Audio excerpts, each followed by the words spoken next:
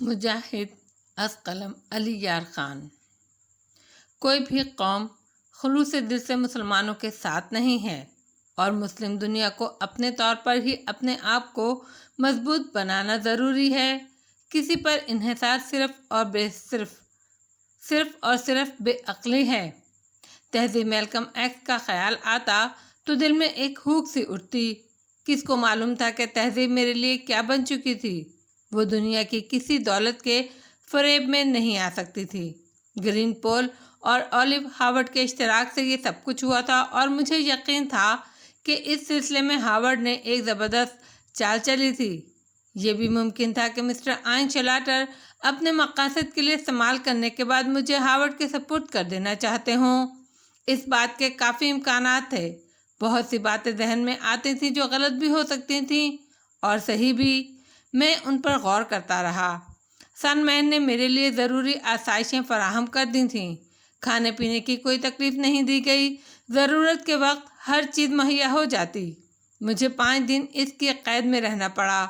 اس دوران ایک بار بھی میں نے اس سے ملنے کی خواہش کا اظہار نہیں کیا اور نہ اپنے پاس آنے والوں سے یہ پوچھا کہ مجھے کب تک یہاں قید رکھا جائے گا۔ 6 دن رات کو تقریباً 8:30 بجے چند افراد میرے اس قید خانے میں آئے اور مجھے اپنے ساتھ لے گئے۔ سن مین کے خصوصی کمرے میں مجھے پہنچا دیا گیا اور میں نے دیکھا کہ مسٹر آئن شلاٹر بھی وہاں موجود تھے۔ میں نے محسوس کیا کہ مسٹر آئن شلاٹر کے انداز میں سرد مہری ہے۔ میں گہری نظروں سے انہیں دیکھتا ہوا آگے بڑھا اور ایک کرسی پر بیٹھ گیا۔ مسٹر آئن شلاٹر میرے سامنے بیٹھے ہوئے تھے۔ انہوں نے چند لمحات انتظار کرنے کے بعد کہا، علی یار خان، بدقسمتی سے حالات ہماری توقع کے بالکل خلاف ہو گئے ہیں۔ میں سب سے پہلے تمہیں تہذیب کے بارے میں بتانا چاہتا ہوں۔ تہذیب میلکم ایکس کی طرف سے وزارت خارجہ اور وزارت دفاع کو کچھ دھمکیاں ملی تھیں۔ اس آواز کو ریکارڈ کر لیا گیا اور اگر تم چاہو تو تمہیں سنایا بھی جا سکتا ہے۔ حال جوشیوں کے تمام اثاثوں پر اب ہمارا کوئی قبضہ نہیں رہا ہے۔ بہت ہی خطرناک انداز میں ہمیں ایک خاص مسئلے میں بلیک میل کر کے ان سے دستبردار ہونے کا حکم دیا گیا اور مجبوراً ہمیں اس حکم کی تعمیل کرنا پڑی۔ اس سلسلے میں حکومت بے حد برہم ہے۔ تم نے جو کچھ ہمارے لیے کیا تھا اس پر پانی پھر چکا ہے۔ اس میں کوئی شک نہیں ہے کہ تمہاری وجہ سے ہم ایک بہت بڑے بحران سے نکل گئے تھے، لیکن اس کے بعد جو کچھ ہوا وہ ہماری حکومت کے مفاد میں نہیں تھا اور اس کی ذمہ دار تمہیں قرار دیا گیا ہے، لیکن یہ میری ذاتی کوششیں تھیں کہ میں نے تمہیں حکومت کے عطاب سے محفوظ رکھا۔ اس کے علاوہ کچھ کرنا میرے بس سے باہر کی بات تھی۔ جو کچھ کرنے کے لیے میں نے تم سے کہا تھا اس میں مخلص تھا۔ میں آج بھی اس بات سے انکار نہیں کروں گا کہ میں ملک کے مفادات کا حامی ہوں اور وہ سب کچھ نہیں چاہتا جو ہو گیا۔ اگر تم جذباتی ہو کر وہ فلم نہ جلا دیتے تو یقیناً فلسطینیوں کے مفاد میں ہی استعمال ہوتی، لیکن میں سمجھتا ہوں تمہاری یہ جذباتی حرکت میرے حق میں بہتر ہی رہی، کیونکہ اس طرح میں ان مشکلات سے بچ گیا جو مجھے پیش آ سکتی تھیں۔ میں اس کا اعتراف کرتا ہوں کہ تم اس سلسلے میں مخلص تھے، لیکن حالات اس طرح تبدیل ہوئے ہیں کہ میں خود بھی کچھ کرنے کے قابل نہیں رہا، اس لیے میں تم سے معذرت خواہ ہوں۔ میری تم سے درخواست ہے علی یار خان کہ جس قدر جلد ممکن ہو سکے یہ شہر، یہ ملک چھوڑ دو۔ اس کے بعد کی زندگی تمہاری اپنی ہے۔ کاش میں تہذیب میلکم ایکس کے بارے میں کچھ نشاندہی کر سکتا، لیکن میرے دوست، اس بات پر یقین کرو کہ تہذیب سے اب تمہارا کوئی واسطہ نہیں رہا۔ جتنا اس نے وقت تمہارے ساتھ گزار لیا وہ شاید کسی خاص وجہ کا حامل ہو، لیکن اب وہ گرین پول کے لیے پوری طرح کام کر رہی ہے اور ہمیں زبردست چوٹ دے کر یہاں سے نکل چکی ہے۔ میں خاموشی سے مسٹر آئن شلاٹر کی شکل دیکھ رہا تھا۔ پھر میں نے پوچھا، آپ کو یہ بات کیسے معلوم ہوئی مسٹر آئن شلاٹر کہ تہذیب میلکم ایکس یہاں سے نکل چکی ہے؟ ہم سے کچھ ایسے مطالبات کیے گئے تھے جس کے گرین پول کے مقاصد پورے ہوتے تھے اور اس کے بعد ہمیں مجبور کیا گیا کہ ہم اس سے فرار نہ اختیار کر سکیں۔ چنانچہ تمام مطالبات گرین پول کے مرضی کے مطابق پورے کر دیے گئے۔ حال جوشیوں کے معاملات میں بھی یوں سمجھیے مسٹر علی یار خان کہ گرین پول اپنا کام مکمل کر چکی ہے اور ہم اپنے مقاصد سے دستبردار ہو چکے ہیں جو ہمارے پیش نظر تھے۔ حالات میں شاید آپ کے خلاف کوئی انتقامی کارروائی کی جا سکتی تھی، لیکن میں نے اسے روک دیا۔ ہم ناسپاس نہیں، لیکن اس سے زیادہ کچھ کرنا ہمارے بس سے باہر ہے۔ پھر میرے لیے کیا حکم ہے مسٹر آئل شلاٹر؟ میں نے پوچھا۔ کچھ نہیں، بس تم یہ ملک چھوڑ دو، یہاں سے نکل جاؤ۔ جہاں جانا چاہتے ہو وہاں تمہیں پہنچانے کے لیے معقول بندوبست کر دیا جائے گا اور اس کے بعد تم آزاد ہوگے۔ ہمارا تم سے کوئی واسطہ نہیں رہے گا، آئن شلاٹر نے کہا۔ ان کا لہجہ سرد اور سپاٹ تھا۔ میرے دل میں منتقمانہ جذبات جنم لے رہے تھے۔ میں نے دل ہی دل میں سوچا کہ مسٹر آئن شلاٹر، اتنا طویل وقت میں نے آپ کے لیے ضائع کیا اور آپ نے جو سلوک مجھ سے روا رکھا ہے، اس کی سزا تو آپ کو تھوڑی بہت بھگتنا ہی ہوگی۔ کچھ بھی ہو جائے، میں ایسا کچھ انتظام کر کے ہی جاؤں گا کہ آپ لوگوں کو میرا نام یاد رہے، لیکن اس کے لیے جذباتی ہونا حماقت تھی۔ چنانچہ میں نے اپنے آپ کو سنبھالے رکھا۔ اس کے علاوہ میرے لیے کوئی اور حکم؟ میں نے کہا، نہیں۔ یہ بتاؤ اب کرنا کیا چاہتے ہو، کہاں جانا چاہتے ہو؟ کیا اس کا فیصلہ کرنے کے لیے مجھے کچھ وقت دیا جائے گا؟ میں نے پوچھا۔ ہاں، اس میں کوئی حرج نہیں ہے، لیکن اس دوران یا تو تم سن مین کی قید میں رہو گے یا پھر کسی ایسی جگہ جہاں تمہاری نگرانی کی جاتی رہے۔ ٹھیک ہے، اس کا فیصلہ آپ خود کر لیں، میں کیا عرض کر سکتا ہوں؟ انہوں نے ایک نگاہ مجھے دیکھا اور پھر بولے، یہی تمہارے حق میں بہتر ہے علی۔ میں تمہیں قید نہیں رکھنا چاہتا، لیکن کسی ایسی جگہ قیام کرو جہاں تم ہماری نگاہوں میں رہو۔ اس قیام کا بندوبست بھی آپ ہی کر دیجئے مسٹر آئن شلاٹر۔ البتہ اس قدر عرض کر دینا ضروری سمجھتا ہوں کہ جن لوگوں سے آپ نے تعاون کیا ہے ان کے بارے میں آپ کو یہ حقیقت بھی معلوم ہوگی کہ وہ آبدوز کے حصول میں ناکام ہو گئے تھے اور ان کی ناکامی کا ذمہ دار میں تھا، یعنی جو کام میں نے آپ کے لیے کیا اس کی سزا بھی مجھے آپ ہی کے ہاتھوں دلوائی جا رہی ہے۔ اس کے علاوہ مجھے اور کچھ نہیں کہنا۔ مسٹر آئن شلاٹر کا منہ کھلا اور پھر بند ہو گیا۔ پھر وہ اپنی جگہ سے اٹھ کھڑے ہوئے۔ شکریہ علی، میں اجازت چاہتا ہوں۔ دروازے کے قریب پہنچ کر وہ رکے اور سن مین سے مخاطب ہو کر بولے، میرا خیال ہے مسٹر علی کو اسٹرانگ میں ٹھہرا دیا جائے۔ مسٹر علی، آپ 3 دن کے اندر اندر ہمیں اپنے فیصلے سے آگاہ کر دیں کہ آپ کہاں جانا چاہتے ہیں۔ میں آپ سے بہتر تعاون کا متمنی ہوں تاکہ میرے وطن کو اس سرزمین پر آپ کے خلاف کوئی کارروائی نہ کرنی پڑے۔ یہ کہہ کر وہ باہر نکل گیا۔ سن مین خاموش نگاہوں سے مجھے دیکھتا رہا۔ پھر اس نے اٹھتے ہوئے کہا، اسٹرانگ ایک عمدہ جگہ ہے، آپ کو وہاں قیام کر کے کوئی تکلیف نہیں ہوگی۔ اس قیام کے تمام اخراجات ہمارے ذمہ ہیں مسٹر علی۔ آئیے، تشریف لائیے۔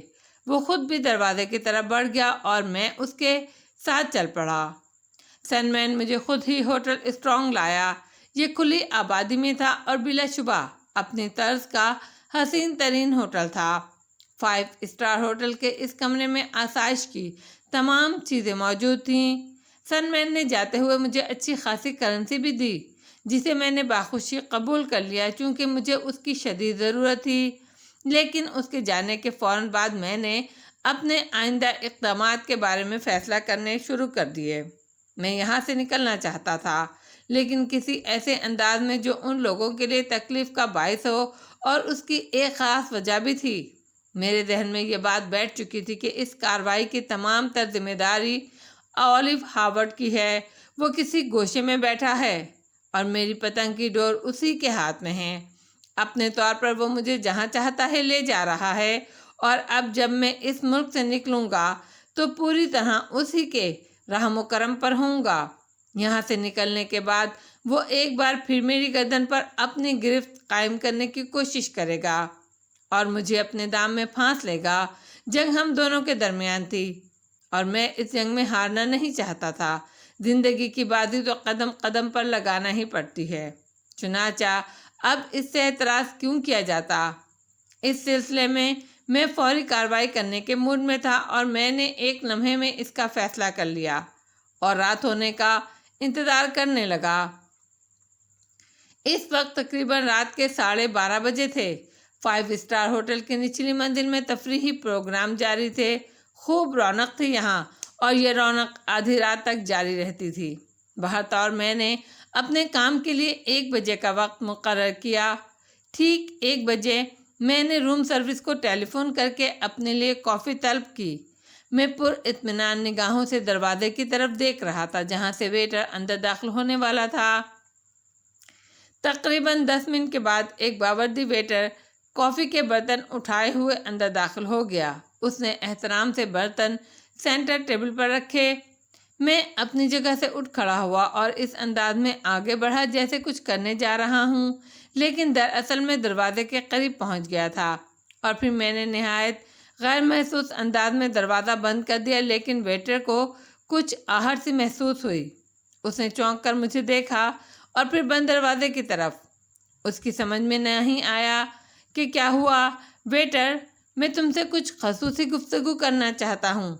احتیاط سے میری گفتگو سنو اور یہ قبول کرو۔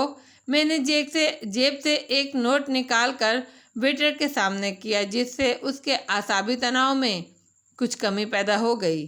وہ رازدانہ انداز میں میرے قریب پہنچا، لیکن اس کے وہم و گمان میں بھی نہیں تھا کہ میرے دوسرے لمحے میں اس کو کیا کرنے کا ارادہ ہے۔ میں نے پھرتی سے اس کی گردن دبوچ لی۔ ویٹر کے ہاتھ تشنجی انداز میں پھیل گئے، لیکن میں اس کی گردن کی مخصوص رگ پر دباؤ ڈالتا رہا، اور چند ہی لمحات کے بعد وہ میرے بازوؤں میں جھول رہا تھا۔ میں نے تیز روشنی بجھانے کی کوشش بھی نہیں کی۔ انتہائی پھرتی سے میں نے ویٹر کا لباس اتار دیا اور اسے گھسیٹ کر غسل خانے میں ڈال دیا۔ پھر میں نے ویٹر کا لباس پہنا، کافی کی ٹرے ہاتھوں میں اٹھائی اور پر اطمینان انداز میں دروازہ کھول کر باہر نکل آیا۔ دوسرے ویٹر اپنے کاموں میں مصروف تھے۔ میں نے کسی پر توجہ نہیں دی اور سیدھا نیچے اترتا چلا گیا۔ کسی نے میری طرف کوئی خاص توجہ نہیں دی، حالانکہ لوگ آ جا رہے تھے۔ اس ہوٹل میں کافی ویٹر تھے۔ میں نے خاص طور سے ایسے راستے کا انتخاب کیا جہاں دوسروں سے زیادہ مٹ بھیڑ نہ ہو، یا بھیڑ بھی ہو تو کم از کم میرے چہرے کا آمنا سامنا نہ ہو۔ نچلی منزل پر پہنچ کر میں نے کافی کی ٹرے ایک اسٹینڈ پر رکھی اور باہر کی سمت چل پڑا۔ انتہائی احتیاط سے میں یہ راستہ طے کرتا ہوا ہوٹل کے لان پر نکل آیا، اور پھر وہاں سے کاروں کے اس لاٹ کی طرف چل پڑا جو بائیں سمت تھا۔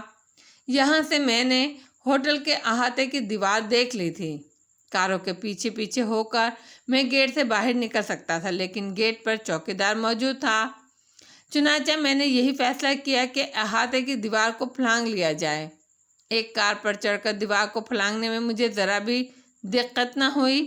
دوسرے ہی لمحے میں ہوٹل سے باہر تھا۔ لباس ویٹر کا تھا، لیکن اگر ٹوپی اور کچھ مخصوص نشانات اتار کر پھینک دیے جاتے تو پھر یہ ایک عام لباس بھی بن سکتا تھا۔ چنانچہ میں نے سب سے پہلا کام یہی کیا کہ وہ نشانات اتار کر پھینک دیے، تاکہ کوئی میری جانب خصوصی طور پر متوجہ نہ ہو۔ کمرے سے میں نے صرف کرنسی اپنے ساتھ لی تھی، کیونکہ یہ میرے لیے کارآمد ہو سکتی تھی، اور اس کے بعد رات کی تاریکی میں کسی نامعلوم منزل کی جانب چل پڑا جہاں سے مجھے اپنی مزید کارروائیاں انجام دینی تھیں۔ میں جانتا تھا کہ ہوٹل اسٹرانگ میں میری نگرانی کے لیے زبردست کارروائی کی گئی ہوگی، لیکن یہ بات کسی کے وہم و گمان میں بھی نہیں ہوگی کہ میں چند گھنٹوں کے اندر اندر اس طرح ہوٹل چھوڑ دوں گا۔ زیادہ موضوع اور کوئی طریقہ کار میں نے سمجھا نہیں۔ بہرحال فی الحال ان لوگوں کی دسترس سے نکل آیا تھا، لیکن سب سے بڑا مسئلہ کہ اب کیا کروں۔ یہ سارا شہر ہی میرے لیے اجنبی تھا، اور کوئی ایسی جگہ نہیں تھی جہاں میں پناہ لے سکتا۔ بے سر و سامانی کی حالت میں کسی ہوٹل کا رخ کرنا حماقت ہی تھی۔ اس وقت کسی کی نگاہوں میں مشتبہ ہونا بھی موت کو دعوت دینا تھا۔ کافی دیر تک پیدل چلتا رہا۔ اسٹرانگ کی رونقیں بہت پیچھے رہ گئی تھیں۔ پیدل چلتے چلتے بھی تھک گیا۔ بہت بارونق علاقے طے کیے، لیکن خوش قسمتی سے کوئی شخص میری جانب متوجہ نہ ہوا۔ इस तरह कब तक चलता रहूँगा, मैंने सोचा। थोड़े ही फासले पर ट्यूब ट्रेन रेलवे स्टेशन के न्यून साइन जगमगा रहे थे। किसी ख्याल के तहत मैं इस तरफ चल पड़ा और थोड़ी देर में ज़ेरे ज़मीन ट्रेन के एक कंपार्टमेंट में बैठा हुआ था मैं। ट्रेन में बिल्कुल रश नहीं था। मैं नहीं जानता था कि वो कहाँ जा रही है। बस दिल में एक ही ख्याल था कि यहाँ से दूर दूर चला जाऊँ, इतनी दूर के कोई पनाहगाह मुझे मिल सके। जहन पर ख्यालात की यलगार थी। ऑलिव हावर्ड ने एक बार फिर मुझे शिकार कर लिया था। उसका तीर निशाने पर बैठा और मैं दरबदर हो गया। मैं जानता था कि वो मेरी ताक में लगा हुआ है, लेकिन चूहे बिल्ली का ये खेल बड़ा ही दिलचस्प था। मैं बार बार उसके शिकंजे में आकर साफ निकल जाता। इसकी मजबूरियां थी, वरना वो बराह रास्त मुझ पर हाथ डालने से ज़रा न चूकता। लेकिन तकदीर भी ये फैसला कर चुकी थी कि मुझे उसके जाल में ना फंसने देगी। फ़िलहाल तो मैं उसकी दस्तक से बाहर निकल आया था।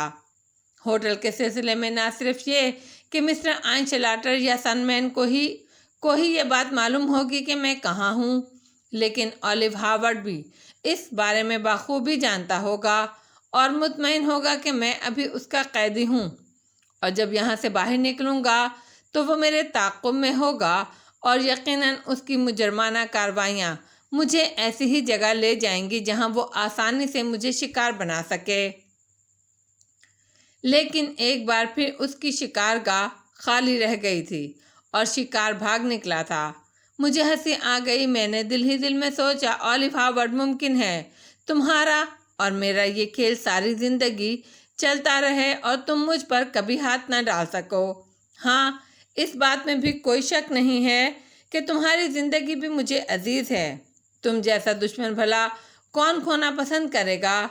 मैं भी अपने आप को आजमाने के लिए इन रास्तों पर आया हूँ।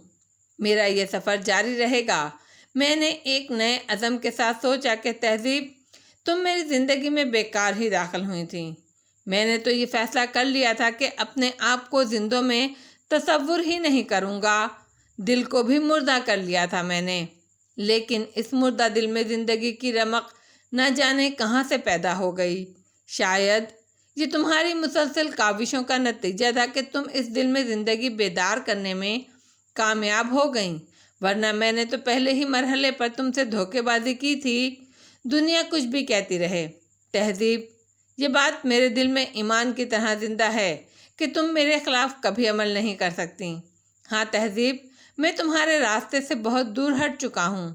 कोशिश करूँगा कि ज़िंदगी में कभी तुमसे मुलाकात ना हो। अगर ना मिल पाऊँ तो मुझे मजबूर समझकर माफ़ कर देना।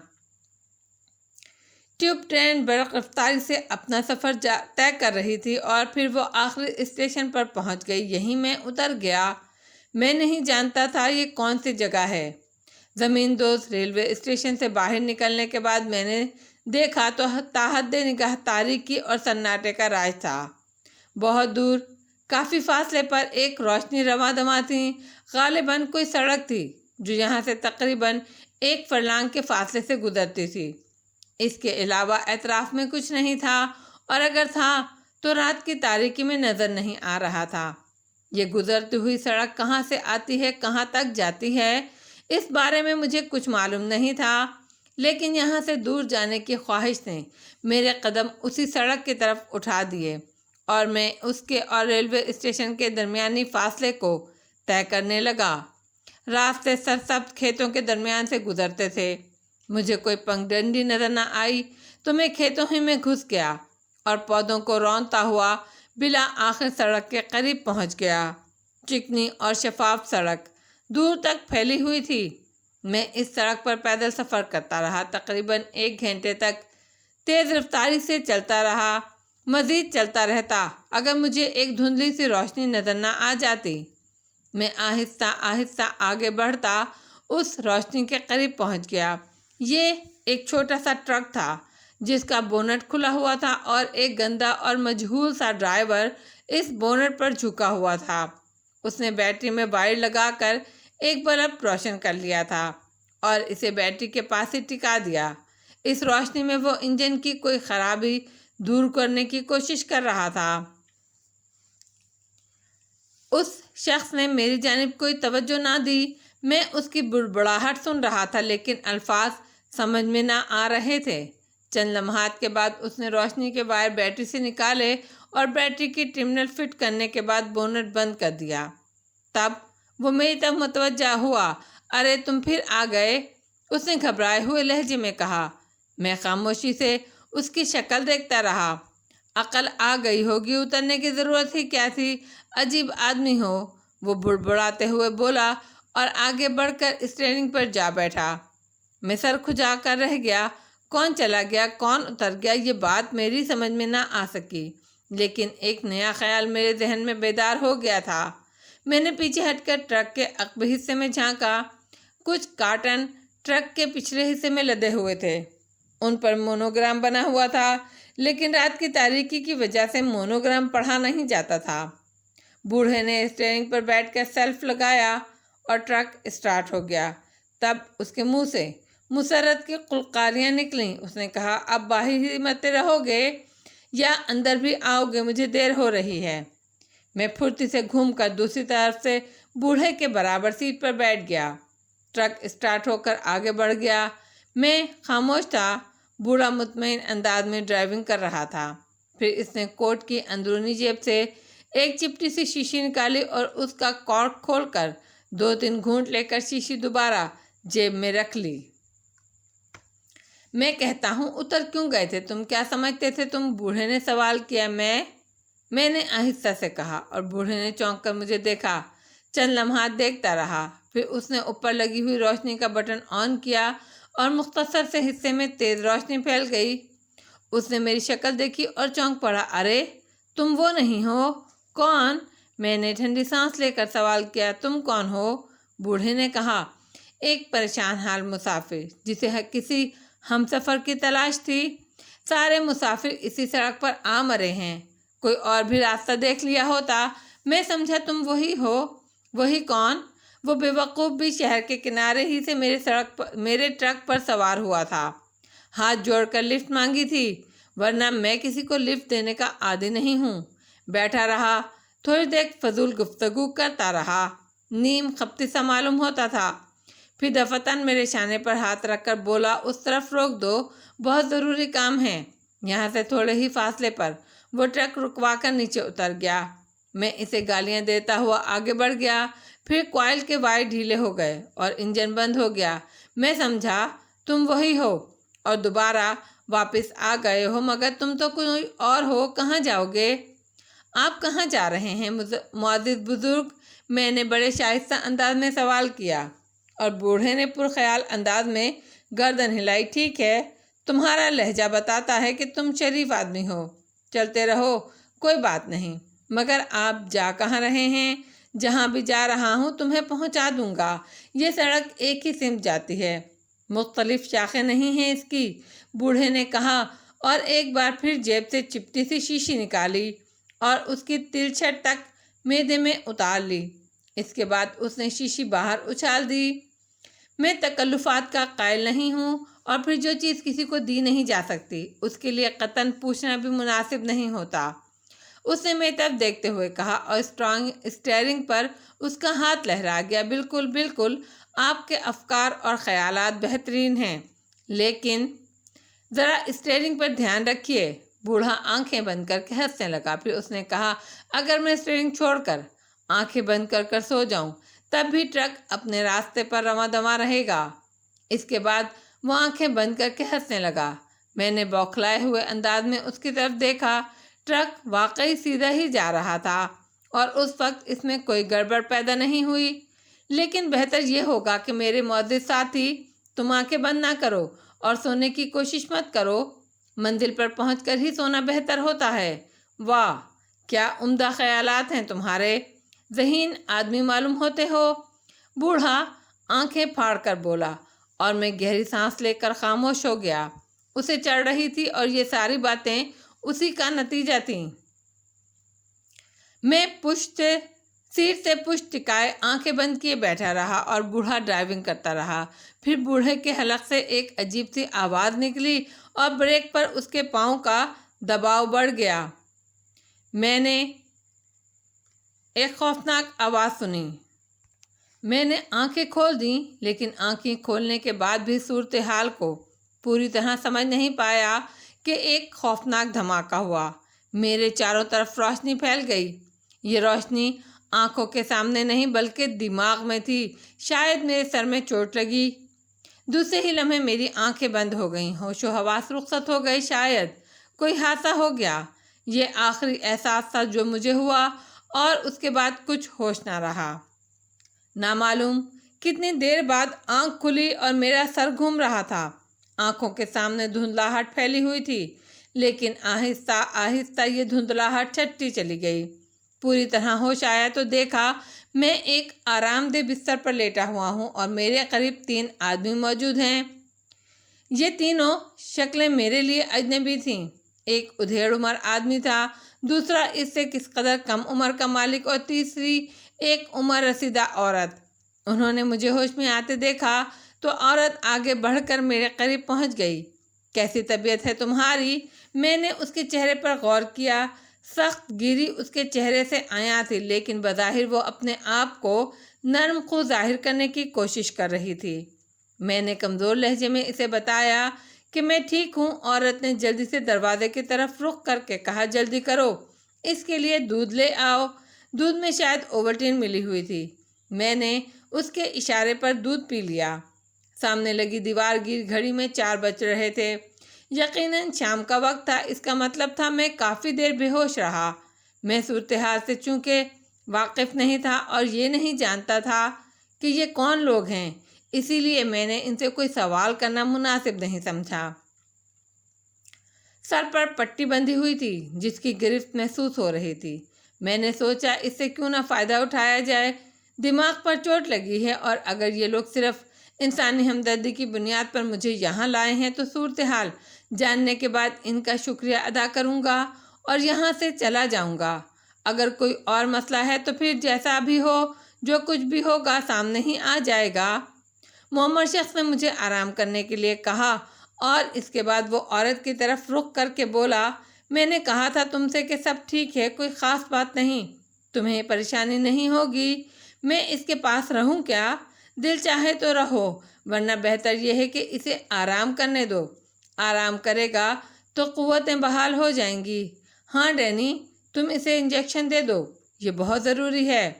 تھوڑی دیر کے بعد میرے بازو میں انجیکشن کی سوئی چبھی اور میں منہ بنا کر رہ گیا، لیکن اس کے بعد ذہن خاصا پرسکون ہو گیا تھا۔ بے ہوشی نہیں تھی، لیکن ایک طرح کی سکون آمیز کیفیت تھی۔ پھر میں نے ٹیلی فون پر نمبر ڈائل کرنے کی آواز سنی۔ تھوڑی سی گردن گھما کر دیکھا تو عورت ٹیلی فون پر کسی سے باتیں کر رہی تھی۔ الفاظ سمجھ میں نہ آ سکے، لیکن چند لمحے کے بعد عورت نے ڈینی کی طرف رخ کر کے کہا، ٹیلی فون پر بات کرے۔ ڈینی بھی ٹیلی فون پر کسی سے باتیں کرنے لگا۔ اس کا لہجہ قدرتی طور پر تیز تھا، چنانچہ میں نے اس کے الفاظ سنے۔ وہ میرے حصول کی داستان دہرا رہا تھا۔ میں خاموشی سے اس کی باتیں سنتا رہا، جس سے مجھے اندازہ ہوا کہ یہ لوگ جان اسٹوڈن سے کوئی اہم کام لینا چاہتے ہیں اور اس کے لیے اسے کسی دوسرے ملک بھیجنا چاہتے ہیں۔ میں خوش ہو گیا۔ اگر اس طرح مجھے اس ملک سے نکلنا نصیب ہو جائے تو مزہ ہی آ جائے۔ ہارورڈ کے سارے پروگرام فیل ہو جائیں گے۔ میں نے فیصلہ کر لیا کہ اب اپنے نئے کردار کو محنت سے نبھاؤں گا۔ سکون کے یہ لمحات میرے لیے بڑے ہی غنیمت تھے۔ اس وقت رات ہو چکی تھی جب کچھ لوگ میرے پاس پہنچے، ان میں وہ معمر شخص بھی شامل تھا۔ باقی تمام چہرے اس وقت بھی اجنبی تھے۔ ان میں سے ایک نے بغور مجھے دیکھتے ہوئے کہا، یوں محسوس ہوتا ہے جیسے اب تم انتہائی بہتر حالت میں ہو مسٹر جان اسٹونرڈ۔ تمہیں ایک خاص مقصد کے تحت جیل سے فرار کرا کے یہاں تک لایا گیا ہے۔ تمہارا کیا خیال تھا؟ جیل سے فرار ہونے میں تمہاری اپنی کوششوں کا دخل ہے؟ دراصل تمہارے بارے میں ہمیں اطلاع ملی تھی کہ تم 13 سال کی سزا بھگت رہے ہو، لیکن ذرا غور کرو اس بیچاری لڑکی پر جو تمہارے لیے اپنا سب کچھ گنوا بیٹھی ہے۔ میرا خیال ہے تمہیں ٹھیک ٹھاک ہو کر اس کے پاس پہنچنا چاہیے، سمجھے؟ بہتر ہے اٹھ کر بیٹھ جاؤ اور ہم سے تعاون کرو۔ میں تمہیں بتانا چاہتا ہوں کہ ہم تمہارے لیے اجنبی نہیں ہیں اور تمہارے ماضی سے بخوبی واقف ہیں۔ اگر تم نے ہم سے کسی کے ساتھ کوئی الٹی سیدھی حرکت کی یا کوئی بات کی تو تمہیں اس کا خمیازہ بھگتنا پڑے گا۔ میں خاموشی سے ان کی شکلیں دیکھنے لگا۔ میرا نام جان اسنوڈن لیا گیا۔ مجھے جان اسنوڈن بننے میں کوئی اعتراض نہیں تھا، لیکن معلوم تو ہو ان لوگوں کا مقصد کیا ہے۔ میں نے ان میں سے کسی سے کوئی تعارض نہیں کیا، اور اس کے بعد مجھے میرے کام کی تفصیلات بتائی جانے لگیں۔ کوئی بالکل ہی انوکھا معاملہ تھا۔ سمجھ میں نہیں آتا تھا کہ کیا چکر ہے، لیکن میں نے دل میں یہ فیصلہ کر لیا تھا کہ ان لوگوں کی خواہشات کے مطابق عمل کروں گا اور اس موقع سے پورا فائدہ اٹھاؤں گا۔ حیرت صرف اس بات پر تھی کہ جس شخص کو جیل سے فرار کرایا گیا تھا اس کی شکل یہ لوگ کیوں نہیں پہچانتے تھے، اور تمام کے تمام آنے والے مجھے آسانی سے جان اسنوڈن کیوں تسلیم کر رہے تھے۔ میں نے جب کوئی جواب نہیں دیا تو اس معمر شخص نے کہا، میرا خیال ہے مسٹر اسنوڈن کو اس سلسلے میں کوئی اعتراض نہیں ہوگا، اور پھر بات ہی کون سی پیچیدہ ہے۔ تھوڑا سا میک اپ کر کے انہیں ایک شخص کی شکل اختیار کرنا ہوگی، اور اس کے بعد یہ اپنا کام انجام دے دیں گے۔ جب یہ اپنا کام مکمل کر لیں گے تو انہیں ہر طرح کی آزادی حاصل ہو جائے گی اور ان کے لیے کوئی مشکل نہ رہے گی۔ کیوں مسٹر اسنوڈن، کیا تمہیں اس تمام کارروائی پر کوئی اعتراض ہے؟ نہیں، میں نے پرسکون لہجے میں جواب دیا۔ Good, very good. تو میڈم آپ اسنوڈن کو اس کا کردار بخوبی سمجھا دیجئے۔ اسے وہی کرنا ہے جو اس سے کہا جا رہا ہے، اور کسی بھی طور اس سے انحراف اس کے لیے موت کا باعث بن سکتا ہے۔ جیل سے فرار ہوتے ہوئے 2 افراد کا قتل معمولی بات نہیں ہے۔ پہلے ہی کون سا کم جرم تھا اس کا، اب ان 2 افراد کے قتل کے بعد اسے یقیناً الیکٹرک چیئر پر بٹھا دیا جائے گا۔ لیکن زندگی بچانے کے لیے جدوجہد ضروری چیز ہوتی ہے۔ آپ لوگ ہمارے پروگرام سے مطمئن ہیں؟ معمر شخص نے دوسرے سے سوال کیا۔ انہوں نے اسبات میں جواب دیا۔ تو پھر آئیے، ہمارا آدمی مکمل طور پر تیار ہے۔ میڈم آپ اسنوڈن سے گفتگو کیجئے۔ تمام کے تمام لوگ باہر نکل گئے۔ معمر عورت میرے سامنے بیٹھ گئیں اور پھر اس نے مجھے ایک کہانی سنائی۔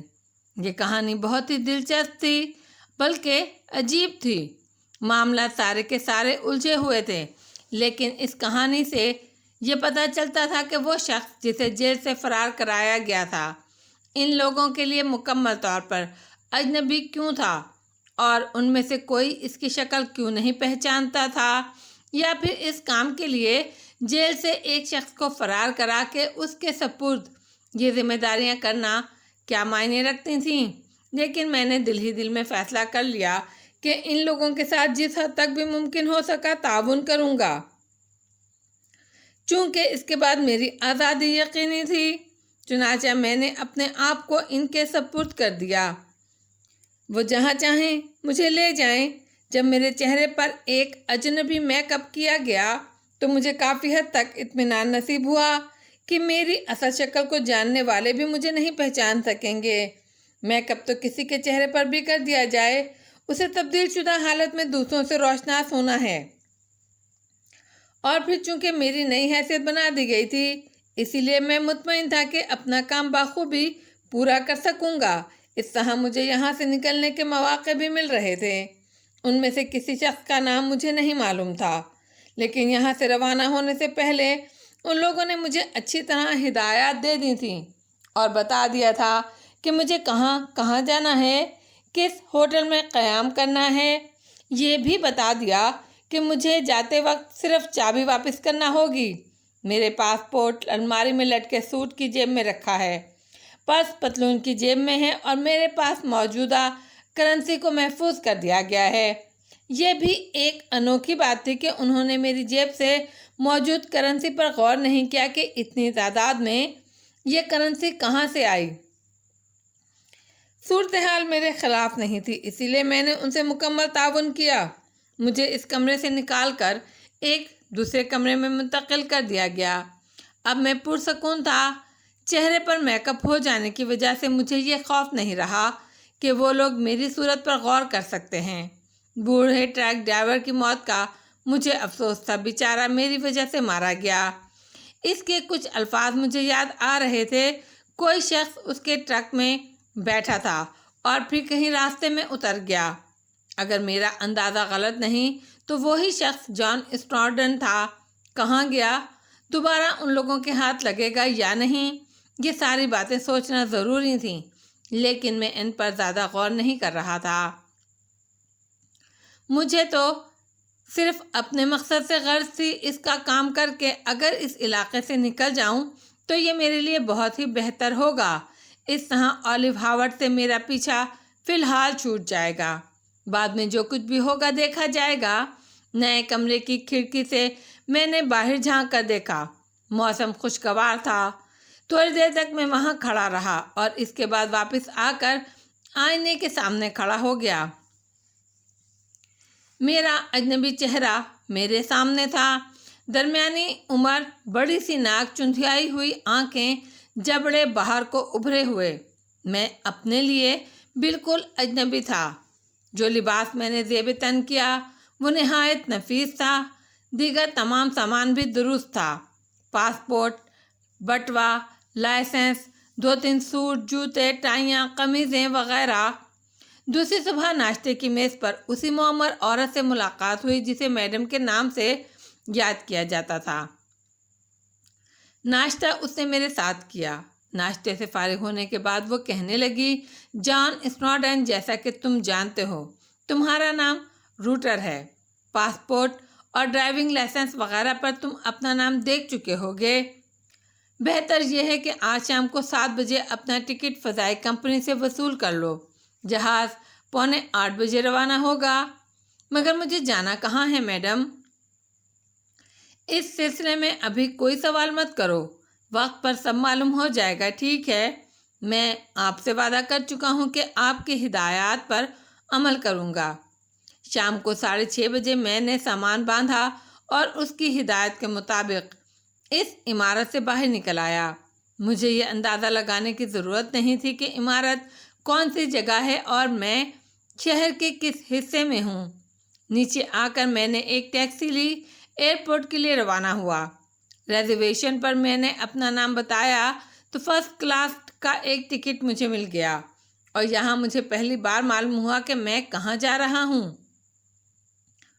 میری منزل ایمباسٹر ڈم تھی۔ اس طرح یہاں سے نکل جاؤں گا اس کا گمان نہیں تھا۔ جہاز میں سفر کرتے ہوئے بھی میں اپنی اس خوش بختی کے بارے میں سوچ رہا تھا۔ ذہن کے پردوں سے کئی بار تہذیب کا نام ٹکرایا، لیکن اب میں نے صبر کرنا سیکھ لیا تھا۔ ایمباسٹر ڈم کے شاندار ہوائی اڈے پر میرے استقبال کے لیے کوئی موجود نہیں تھا، لیکن اپنا سامان وصول کر کے جب میں باہر آیا تو ڈھلے ہوئے شانوں والے ایک اچھی شکل و صورت کے آدمی نے میرا استقبال کیا۔ مسٹر روٹر واٹرم، بہت عرصے کے بعد آپ کو دیکھنا نصیب ہوا۔ آپ مجھے یقیناً نہیں پہچانتے ہوں گے۔ میرا نام ہارلیس ہے۔ آئیے، گاڑی موجود ہے۔ میں خاموشی سے اس کے ساتھ آگے بڑھ گیا۔ ایک شاندار لیموزین کار میں جا بیٹھا۔ سفر کے دوران ہارلیس نے کہا، آپ کو اپنا مکان پسند آئے گا مسٹر روٹر۔ سمندر کے کنارے، پہاڑوں کے اوپر ایک تنہا مکان۔ تقریباً 50 منٹ کا سفر طے کرنا پڑا۔ اس کے بعد لیموزین پہاڑی پر ایک خوبصورت بنگلے کے قریب رک گئی۔ ہارلیس نے کہا، آپ اندر تشریف لے جائیے، میں واپس جاتا ہوں۔ میں نے اطمینان سے اپنا سوٹ کیس اٹھایا اور نیچے اتر گیا۔ میرے لیے اور کوئی ہدایت تو نہیں ہے؟ میں نے پوچھا۔ نہیں، اس نے سرد اور کھردرے لہجے میں جواب دیا اور گاڑی میں بیٹھ کر اسے ریورس کر کے واپس چلا گیا۔ برآمدے میں ایک خوبصورت سی 30-32 سالہ عورت میری منتظر تھی۔ میں آگے بڑھا تو وہ دوڑ کر مجھ سے لپٹ گئی۔ اس کی آنکھوں سے آنسو بہہ رہے تھے۔ بعد میں مجھے معلوم ہوا کہ وہ لکی روٹر ہے، یعنی میری بیوی۔ لکی روٹر سے جدائی کی طویل داستانیں سننے کے بعد جب کس قدر فراغت حاصل ہوئی اور مجھے غسل کرنے کا موقع ملا تو میں دل ہی دل میں یہی سوچتا رہا کہ اب تک تو سب کچھ ٹھیک ہے۔ میں ہالینڈ پہنچ چکا ہوں اور میری منزل اب مجھ سے زیادہ دور نہیں۔ ہالینڈ میں بھی امریکی یہودیوں کی تعداد کافی زیادہ تھی اور میں ہالینڈ کے سب سے بڑے شہر ایمباسٹرڈم میں رہ کر اپنے کام کا آغاز کر سکتا تھا۔ کاش تہذیب میلکم ایکس بھی ہالینڈ میرے ساتھ ہی آتی، وہاں سے نکل آنے کی خوشی تھی، لیکن دکھ تہذیب کے نہ ہونے کا بھی تھا۔ اور اب یہ خاتون یعنی لکی روٹر مل گئی تھیں۔ بظاہر تو سنجیدہ طبیعت کی مالک تھیں، لیکن بہرحال بیوی تھیں، اور بیوی کے شوہر پر بہت سے حقوق ہوتے ہیں۔ اگر ابھی ان سے انحراف کر کے ایمسٹرڈیم کی حسین دنیا میں کھو جاؤں تو زیادہ مشکل نہیں ہوگی، لیکن فوری طور پر قدم جمانا کٹھن ثابت ہوگا۔ چنانچہ کچھ نہ کچھ وقت یہاں بھی گزار لیا جائے۔ جو داستان مجھے میڈم سے سنائی تھی اس میں یہ تفصیل تو نہیں تھی کہ میری حیثیت کیا ہے، صرف ان کے اپنے مقاصد اس داستان میں جھلکتے تھے، اور یہ پتہ چلتا تھا کہ قدم با قدم مجھ سے وہ کیا چاہتی ہیں۔ غسل سے فارغ ہونے کے بعد میں نے ایک خوبصورت لباس پہنا اور اپنے اس خوشنما مکان میں آ بیٹھا جہاں لکی روٹر نے میرے لیے پھول ہی پھول کھلا دیے تھے۔ وہ بہت خوش نظر آ رہی تھی۔ کافی عرصے کے بعد میری اس سے ملاقات ہوئی۔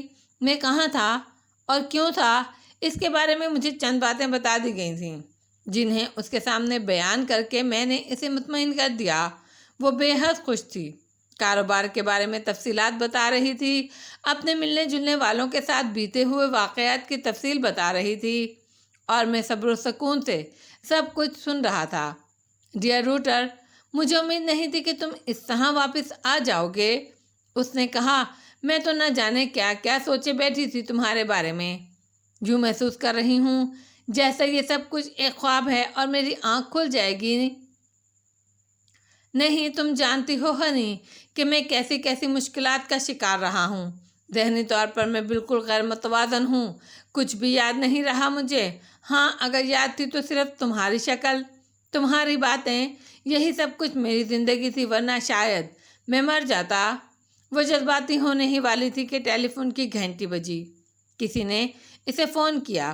فون بند کرنے کے بعد اس نے بتایا کہ وہ جینی فیس فیلڈ تھی، اس کی ایک سہیلی جو ان دنوں اس کے ساتھ رہی۔ میں نے اسے یہ خوشخبری نہیں سنائی، کیوں نہ ہم اس کے پاس اچانک جا کر اسے حیران کریں۔ وہ تمہیں دیکھے گی تو متعجب رہ جائے گی۔ کیا خیال ہے؟ اس نے کہا۔ نہیں، ذرا ہوشیاری سے کام لو ڈیئر، پوزیشن ابھی بہتر نہیں ہے۔ جن لوگوں سے میرا ٹکراؤ ہوا ہے یقیناً وہ میری طاق میں ہوں گے۔ میں تو یہ چاہتا ہوں کہ کچھ دن خاموشی سے گزار دیے جائیں، پھر ہم اپنے ملنے جلنے والوں سے ملاقاتوں کا سلسلہ شروع کریں گے، جیسا تم پسند کرو۔ لیکن کیا ہم شہر میں بھی نہیں نکل سکیں گے؟ کیوں نہیں، میرا خیال ہے اس میں کوئی دقت نہیں ہوگی، میں نے جواب دیا۔ میں نے اس سے کہا میں اپنے دوست سے کچھ پرائیویٹ گفتگو کرنا چاہتا ہوں، اور اس دوران اس کی موجودگی مناسب نہیں، چنانچہ وہ خوشی خوشی چلی گئی۔ تھوڑی دیر کے بعد اس نے ہمارے لیے چائے بھجوا دی۔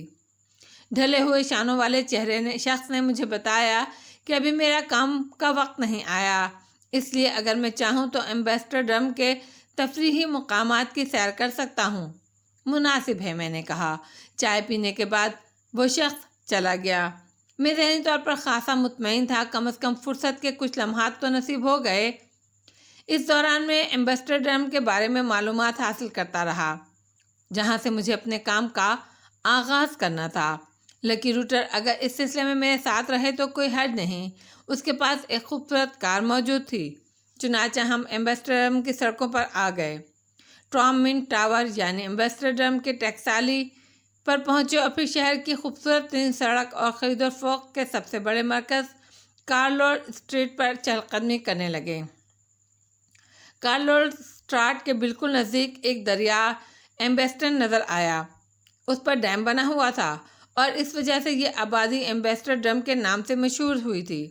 اس طرح دریائے روٹر پر بند باندھنے سے روٹر وجود میں آیا۔ اہل ہالینڈ جب بھی اپنے شہروں کا ذکر کرتے ہیں تو روٹر ڈیم کو حرکت سے بھرپور شہر کہتے ہیں۔ بیگ کو بزرگی کا لبادہ اڑایا گیا ہے، اور ایمسٹرڈیم ایک خوبصورت نظم ہے جو دھیرے دھیرے دل میں اتر جاتی ہے۔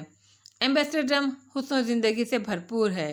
اس میں سینکڑوں نہریں شریانوں کی مانند پھیلی ہوئی ہیں۔ ان عجوبہ روزگار نہروں نے شہر کو سینکڑوں خاموش اور چمکتے ہوئے تالابوں سے ڈھانپ دیا ہے۔ تالابوں کے گرد پرانے زمانے کے ڈچ سوداگروں کے مکان نظر آتے ہیں۔ سفید کھڑکیاں خوبصورت زینے، قدیم طرز کے دروازے جو وقت گزرنے کے ساتھ ساتھ اور بھی خوبصورت ہو گئے ہیں۔ ایک جدید شہر ہونے کے باوجود ایمسٹرڈیم میں دیہاتی زندگی کی جھلک موجود ہے۔ منٹ ٹاور کے پاس کشتیوں میں سجے ہوئے پھولوں کا بازار، تنگ گلیوں میں سے آتی ہوئی لوک دھنوں کی سحر انگیز موسیقی، شیشے کی چھتوں والی کشتیوں کے خوبصورت نظارے، نہروں میں بہتی ہوئی بطخیں، ہر طرف بہتا ہوا پانی جس کے اوپر چھت کی شکل میں نیلگوں آسمان، لائم کی زرد کلیاں، ایلم کے خوبصورت پتے، نہروں پر لیٹے ہوئے پلوں کے بل کھاتے جنگلے جن سے نیچے دیکھتے ہوئے عجیب لطف محسوس ہوتا ہے۔ میں اس شہر کی خوبصورتی سے بے حد متاثر ہوا تھا۔ ہم دونوں پوری طرح ان تفریحات سے لطف اندوز ہو رہے تھے۔ پھر مائنزا ریسٹورانٹ کے علاقے سے گزرتے ہوئے دفتن لکی نے کار کے بریک پر دباؤ ڈال دیا۔ میں نے چونک کر ادھر ادھر دیکھا۔ ایک سرخ رنگ کی چھوٹی سی خوبصورت کار سامنے ہی پارک ہو رہی تھی۔ اوہ روٹر پلیز، وہ سائیکا ہے، بہت دن بعد نظر آئی ہے، بڑی دلچسپ اور پیاری لڑکی ہے۔ صرف 2 دفعہ میری اس سے ملاقات ہوئی ہے، لیکن اس میں دل موہ لینے کی قوتیں ہیں۔ کیا تم مجھے اس سے ملاقات کی اجازت دو گے؟ میں نے ہونٹ سکیڑ کر گردن ہلا دی۔ لکی خود ہی اتر کر سرخ کار کے پاس پہنچ گئی۔ کار سے برآمد ہونے والی لڑکی کو دیکھ کر میں نے بھی پلکیں جھپکائی تھیں۔ انتہائی حسین قد و خال کی مالک یہ لڑکی سیاہ بالوں کے گچھے سر پر سجائے ہوئے تھی، اور اس کے نقش و نگار میں کوئی ایسی انوکھی بات تھی جو اس کی طرف متوجہ کرتی تھی۔ لکی اس سے گفتگو کرتی رہی اور پھر کار کی طرف اشارہ کیا۔ چند ہی لمحوں بعد دونوں خواتین کار کی طرف بڑھنے لگیں۔ میں سمجھ گیا کہ لکی اس سے میری موجودگی چھپا نہ سکی۔ پرکشش لڑکی جس کا نام سائیکا بتایا گیا تھا ہمارے قریب پہنچ گئی اور اس نے کار کی کھڑکی پر دونوں ہاتھ رکھتے ہوئے کہا، یہ بالکل نامناسب بات ہے مسٹر روٹر کہ آپ مجھ سے ملاقات نہ کریں۔ نیچے آئیے، اچھے انسانوں کی طرح مجھ سے ملیے، میں آپ کی بیوی کی دوست ہوں۔ میں مسکراتا ہوا نیچے اتر آیا۔ ظاہر ہے اب تمام مصیبتوں کو تو برداشت کرنا ہی تھا۔ لڑکی نے مجھ سے ہاتھ ملایا اور ایک عجب سی کیفیت میں رگو پے میں سرایت کر گئی۔ واقعی اس میں کوئی ساحرانہ قوت تھی، اور آپ لوگ تنہا ہی آوارہ گردی کر رہے ہیں۔ یہ جو لکی ہے یہ در حقیقت بہت لکی ہے۔ میں اس کی خوش قسمتی کی آپ کو دیکھ کر تو تہہ دل سے قائل ہو گئی ہوں۔ چنانچہ اب آپ لوگ میرے ساتھ لنچ قبول کیجیے۔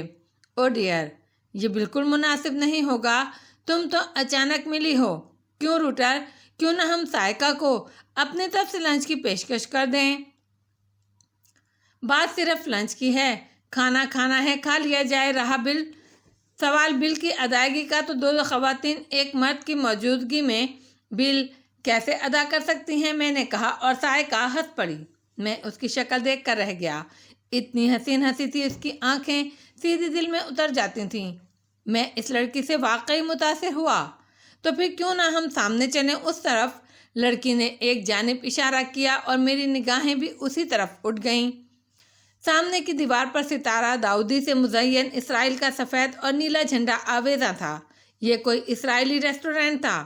دل میں ایک شدید نفرت کی لہر اٹھی، لیکن سائیکا اس جانب بڑھ چکی تھی، چنانچہ میں نے بھی اپنے قدم اسی سمت بڑھا دیے۔ تھوڑی دیر کے بعد ہم ریسٹورانٹ میں داخل ہو گئے۔ اندر کا ماحول کافی خوشگوار تھا۔ برتنوں تک پر اسرائیلی نشانات بنے تھے۔ نیلا ستارہ جگہ جگہ نظر آ رہا تھا اور میرے دل میں نفرت کی لہریں بیدار کر رہا تھا۔ سائیکا نے ویٹر کو اشارہ کر کے مینیو طلب کیا اور اس نے مینیو ہمارے سامنے کر دیا۔ میں نے مینیو بند کرتے ہوئے لکی سے کہا، وہ جو کچھ منگوانا چاہے منگوا لے۔ تب سائیکا کہنے لگی، کیوں نہ میں آپ کو اسرائیل کی ایک خاص روایتی ڈش کھلاؤں؟ میں نے نظریں اٹھا کر اسے دیکھا لیکن کہا کچھ نہیں۔ یہ روایتی ڈش خستہ نان، گوشت کے ٹکڑوں اور تیز سرخ مرچوں پر مشتمل تھی۔ مجھے اس کے بارے میں اندازہ تھا کہ یہ فلسطینیوں کی مرغوب غذا ہے، لیکن اسرائیلیوں نے اس غذا کو بھی اپنا لیا تھا۔ سائیکا نے سرخ مرچوں کا چٹخارا لیتے ہوئے کہا، کیا خیال ہے کیا تمہیں میری تجویز کردہ چیز پسند آئی؟ میں بے اختیار بول اٹھا، ہاں، جب پورا ملک ہتھیار لیا جائے تو فلسطینی ڈشوں کو اپنا لینے میں کیا حرج ہے؟ سائقہ چونک کر مجھے دیکھنے لگی، پھر اس نے مسکراتے ہوئے کہا، یوں لگتا ہے مسٹر روٹر کہ آپ کو فلسطینیوں کے بارے میں خاصی معلومات حاصل ہیں۔ یہ انکشاف میرے لیے واقعی حیرت انگیز ہے۔ کیا یہ فلسطینی ڈش ہے؟ 100% میں نے جواب دیا۔ بہرحال کیا حرج ہے؟ اسرائیلیوں کو فلسطینیوں پر برتری حاصل ہو گئی ہے تو پھر ان کی چیزیں اپنا لینے میں کوئی ایسا نقصان نہیں ہے۔ یقیناً یہ برتری واقعی انہیں حاصل ہو گئی ہے، لیکن انہیں برتری دلانے والے تم لوگ ہو۔ تم نے آزاد اسرائیلی ریاست امریکہ کے کسی کونے میں کیوں نہ قائم کی؟ سویڈن کا شمال بھی تو غیر آباد پڑا ہوا تھا۔ لارڈ ویلفور کی نظریں آسٹریلیا کے ویرانوں پر کیوں نہ پڑیں؟ کیا یہ ضروری تھا کہ تم لاکھوں بے گناہوں کو بے گھر کر کے فلسطین میں ہی اپنے قدم جما لو؟ سائقہ نے ہاتھ میں پکڑا ہوا چمچہ جلدی سے پلیٹ میں رکھتے ہوئے ادھر ادھر دیکھا اور پھر آہستہ لہجے میں بولی، سوری مسٹر روٹر، مجھے نہیں معلوم تھا کہ فلسطینیوں کے لیے آپ کے جذبات اس قدر شدید ہیں۔ بڑی حیرت ہوئی۔ کیوں لکی، تم نے تو یہ کبھی نہیں بتایا کہ مسٹر روٹر فلسطینیوں کے حامی ہیں۔ روٹر کی زبان سے یہ سب کچھ سن کر مجھے بھی تعجب ہوا ہے۔ اس سے پہلے میں نے ان کے منہ سے فلسطینیوں کے حق میں کوئی بات نہیں سنی، لکی نے جواب دیا، اور میں نے اپنے آپ کو فوراً ہی سنبھال لیا۔ حقائق کا اعتراف کوئی غلط بات تو نہیں، جو حقیقت تھی وہ میری زبان سے نکل گئی۔ خیر، اس موضوع کو چھوڑو، ہم اس وقت اسرائیلی نمک کھا رہے ہیں، اسی لیے اس وقت اس کے خلاف گفتگو کرنا نامناسب ہے۔ بات آئی گئی ہو گئی، لیکن میں نے کئی بار محسوس کیا کہ سائقہ چور نگاہوں سے مجھے دیکھنے لگی ہے۔ شاید اس بات پر اسے حیرت ہوئی کہ ہالینڈ کا باشندہ ہونے کے باوجود میرے دل میں فلسطینیوں کے لیے ہمدردی کیوں ہے۔ میں نے اس کے بعد اس موضوع پر کوئی گفتگو نہیں کی۔ سائقہ نے وہاں سے رخصت ہوتے ہوئے ہم لوگوں سے وعدہ لیا کہ ہم اس سے ملاقات کرتے رہیں گے، بلکہ اصرار کیا کہ جس قدر جلد ہو وہ کسی دن ڈنر ان کے ساتھ ہی کرے۔ سائقہ نے لکی کو اپنا ٹیلی فون نمبر دیتے ہوئے کہا کہ وہ اس سے ٹیلی فون پر رابطہ قائم کرے۔ آج کل وہ ہالینڈ ہی میں مقیم ہے۔ تھوڑی دیر کے بعد سائقہ اپنی کار میں بیٹھ کر چلی گئی۔ لکی میرے ساتھ کار میں آ بیٹھی۔ لیموزین اسٹارٹ کرتے ہوئے اس نے کہا، یہ تمہیں کیا ہو گیا تھا روٹر؟ فلسطینیوں کے لیے تمہارے دل میں ایسے خیالات کب سے بیدار ہو گئے؟ میں نے وہاں پر بھی تم سے یہی کہا تھا کہ حقائق سے روگردانی کسی طور ممکن نہیں ہے۔ جو حقیقت تھی میری زباں پر آ گئی، چھوڑو ان باتوں کو، خواہ خواہ کا ذکر نکل آیا، کیا فائدہ؟ لکی سیدھی سادھی عورت تھی، خاموش ہو گئی۔ لیکن میرے دل میں نفرتوں کا طوفان سا امٹ آیا اور میں سوچنے لگا جس قدر جلد ممکن ہو ان جھگڑوں سے نکلنے کے بعد میں اپنے کام کا آغاز کروں۔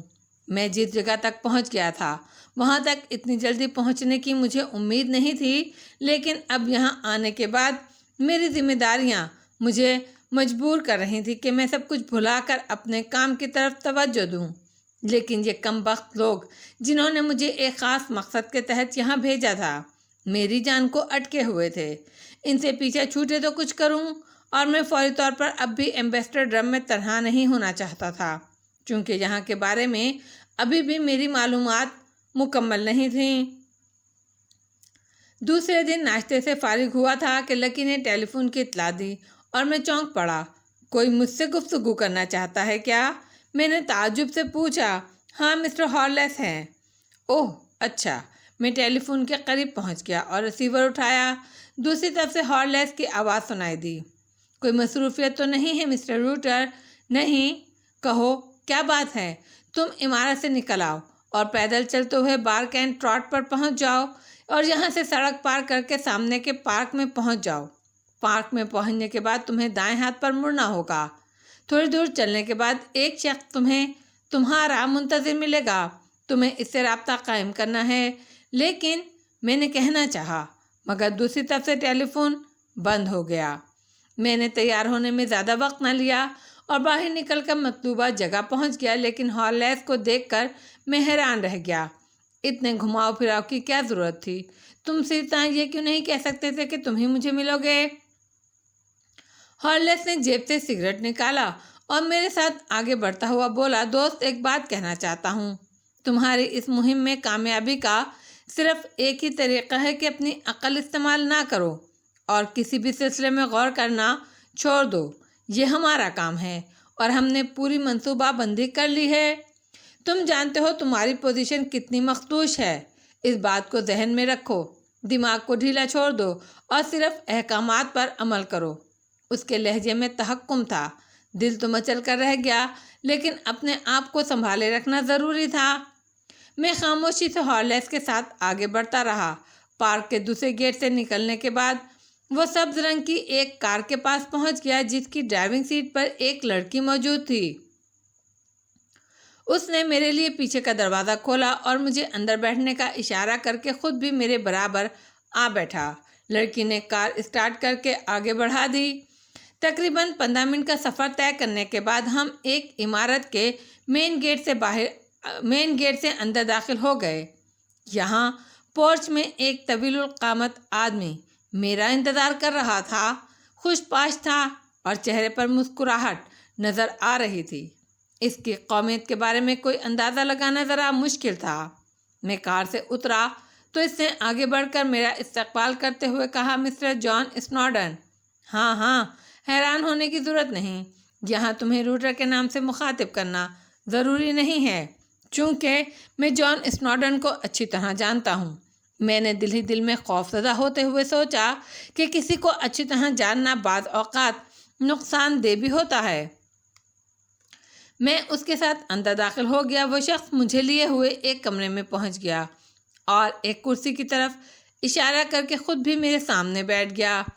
ہمارے پاس زیادہ وقت نہیں ہے جان اسنوڈن، وہ بولا، تمہیں جو کچھ کرنا ہے اس کے بارے میں مجھے علم ہے کہ تمہیں مکمل تفصیلات نہیں بتائی گئیں، لیکن یقین کرو میرے دوست، یہ تمام تفصیلات تمہارے لیے سود مند بھی نہ ہوتی۔ بہتر یہ ہے کہ تم اپنے ذہن کو آزاد چھوڑو کہ صرف وہ کرو جو تمہیں کرنا ہے۔ کیا خیال ہے؟ میں نے فوراً انگلی اٹھا کر کہا، دیکھو، میں جن حالات سے گزر رہا ہوں ان میں میرا ذہنی توازن بہتر نہیں ہے۔ مجھ سے میری رائے پوچھنے کے بجائے مجھے صرف اپنا مقصد بتاؤ، یہاں تمہارے لیے بھی بہتر ہے اور میرے لیے بھی۔ خوش رو آدمی آہستہ سے ہنس پڑا، پھر اس نے گردن ہلاتے ہوئے کہا، ہاں تم بھی ٹھیک کہتے ہو، واقعی تمہیں یہ کہنے کا حق ہے۔ اچھا یہ بتاؤ، رائفل کی مشق کیسی ہے تمہاری؟ جیل میں رہ کر کہیں نشانہ بازی کی مشق ختم تو نہیں کر بیٹھے؟ مطلب کیا ہے تمہارا؟ میں نے الجھتے ہوئے کہا، مطلب یہ کہ اس مشق کو تازہ کر لو، کیونکہ تمہاری نشانے بازی کا کمال ہی ہماری کامیابی کی دلیل ہے۔ میں نے گردن ہلاتے ہوئے کہا، ہاں ظاہر ہے اس دوران رائفل میرے ہاتھ میں نہیں آئی، انتظام کر دیا گیا ہے۔ فی الحال یہ بتاؤ کیا پیو گے؟ اس وقت کچھ نہیں، میں نے جواب دیا۔ جیل میں رہ کر تمہارے مزاج میں نمایاں تبدیلیاں پیدا ہو گئی ہیں۔ خیر آؤ میرے ساتھ، اس نے کہا اور میں اس کے ساتھ چل پڑا۔ عمارت کے پچھلے حصے میں ایک وسیع میدان پھیلا ہوا تھا جس کے بیچوں بیچ ایک سفید رنگ کا خوبصورت ہیلی کاپٹر کھڑا ہوا نظر آ رہا تھا۔ یہ پرائیویٹ قسم کا ہیلی کاپٹر تھا۔ اس کے نزدیک ہی پائلٹ بھی موجود تھا۔ پائلٹ کے ساتھ ہی ایک پستہ قد کا آدمی بھی کھڑا ہوا تھا۔ جو شخص مجھے لے کر آیا تھا اس نے پستہ قد آدمی سے میرا تعارف جان اسنوڈن کی حیثیت سے ہی کرایا اور پھر کہنے لگا، تمہارا کام ہے کہ مسٹر اسنوڈن کو رائفل کی مشق کراؤ اور اس کا جائزہ لو، اس کے بعد تم جانتے ہو تمہیں کیا کرنا ہے۔ یس سر، اس شخص نے جواب دیا اور میں اس کے ساتھ ہیلی کاپٹر میں جا بیٹھا۔ تھوڑی دیر کے بعد ہیلی کاپٹر فضا میں بلند ہو رہا تھا اور میں سوچ رہا تھا کہ اگر میں اپنی اصلی شکل میں ہوتا تو یہ لوگ یہیں مجھے ختم کر کے اس میدان کے کسی گوشے میں دفن کر دیتے۔ یقینی طور پر وہ خوشرو آدمی میری صورت پہچانتا ہوگا۔ میک اپ کی وجہ سے اس نے اس بات پر توجہ نہیں دی۔ روٹر کے میک اپ میں میری زندگی بچ گئی، ورنہ میں کم از کم اس کی شناسا نگاہوں سے محفوظ نہ رہ سکتا۔ جان اسنوڈن یقیناً کوئی ماہر نشانے باز تھا۔ خیر مایوس تو میں بھی انہیں نہیں کروں گا، مجھے جان اسنوڈن کا کریکٹر بخوبی انجام دینا تھا۔ ہیلی کاپٹر فضا میں تھوڑا سا اوپر اٹھنے کے بعد سیدھا ایک سمت جانے لگا۔ میرے نزدیک بیٹھے ہوئے پستاقد نے کہا، اس پروگرام میں 3 چیزیں اہم ہیں: چابک دستی، فوری عمل اور وقت کی پابندی، کیا سمجھے؟ میں نے کوئی جواب نہیں دیا۔ اس جگہ سے ہم جنوب کا رخ کریں گے اور پھر کس قدر مشرق کی طرف، وہیں نشانے بازی کی مشق ہوگی۔ یہ رائفل چیک کر لو، بے آواز ہے اور بہترین ہے۔ اس کا کارتوس سامنے سے کھوکھلا ہے اور لگنے پر پھٹتا ہے۔ میں نے رائفل کو ہاتھ میں تولا، کندہ شانے سے ٹکایا اور کھڑکی سے باہر نشانہ لے کر دیکھا۔ رائفل جدید ساخت کی اور عمدہ تھی۔ تھوڑی دیر کے بعد پستاقد آدمی نے پائلٹ سے کچھ کہا اور ہم نیچے اترنے لگے۔ کچھ بلندی پر ہیلی کاپٹر رک گیا۔ پستاقامت کہنے لگا، یہی جگہ ہے، یہیں ہم کچھ دیر رک کر مشق کریں گے۔ ہیلی کاپٹر پانی سے تقریباً 100 فٹ اوپر رک گیا۔ پستاقد نے پائلٹ سے کہا، دروازہ کھول دو۔ فوراً ہی میری نشست کے ساتھ والا دروازہ کھسک گیا۔ پستاقامت بولا، تمہاری نشست بھی گھومنے والی ہے، اپنی مرضی کے مطابق اسے فٹ کرو۔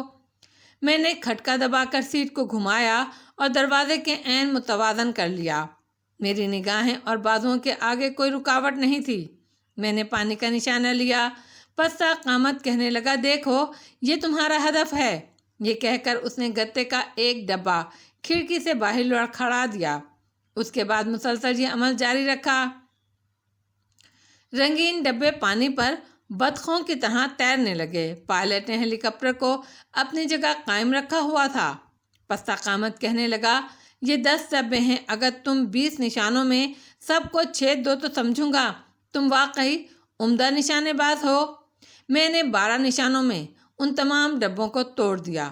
سرخ روغن پانی پر پھیل گیا۔ 10 ڈبے، 12 نشانے اور 16 سیکنڈ۔ بہت اچھے، بہت ہی اچھے اور خوب۔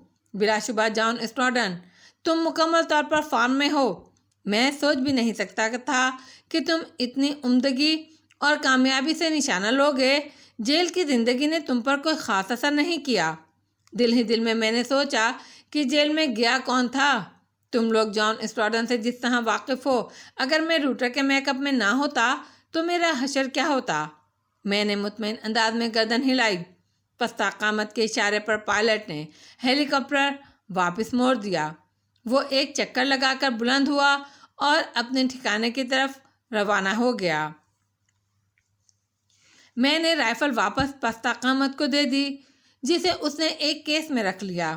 مجھے اندازہ ہو رہا تھا کہ واپسی کا راستہ وہ نہیں ہے جس طرف سے ہم آئے تھے۔ کچھ دیر مزید سفر کے بعد پستاقامت نے پائلٹ کو اشارہ کیا اور اس نے رفتار پھر کم کر دی۔ اس کے ساتھ ہی اس نے دروازہ کھول دیا۔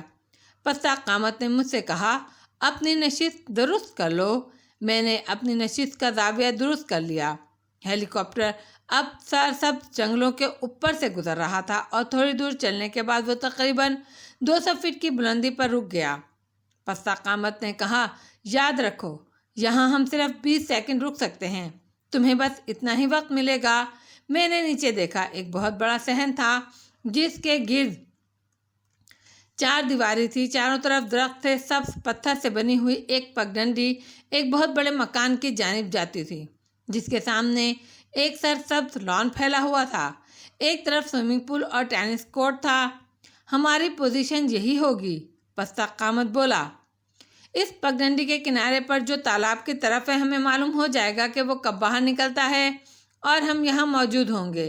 جس مہارت سے تم نشانہ لگا سکتے ہو، اس کے لیے 20 سیکنڈ کافی ہوں گے، کیا خیال ہے؟ میرے بدن میں ایک لمحے کے لیے سنسنی پھیل گئی۔ پستاقامت کے الفاظ کسی خاص واقعے کی نشاندہی کرتے تھے۔ نشانہ 20 سیکنڈ، وہ باہر نکلتا ہوگا، اس کا مطلب ہے وہ کوئی انسان ہی ہوگا اور میرے ہاتھوں کسی انسان کو قتل کروایا جائے گا۔ یہ کیسے ممکن ہے؟ کون ہے وہ؟ کیا سلسلہ ہے؟ ان لوگوں کے بارے میں مجھے کچھ معلوم نہیں ہو سکا تھا۔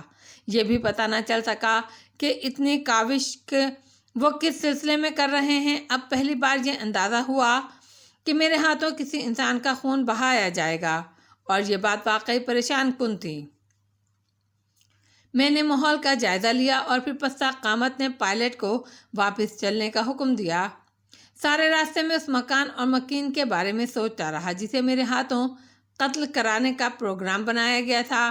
پتہ نہیں اس سنسان اور غیر آباد علاقے میں یہ خوبصورت مکان کس نے بنوایا ہے، اس کا مکین کون ہے اور یہ لوگ اس کے دشمن کیوں ہیں۔ اب کوئی فیصلہ کر لینا ضروری تھا۔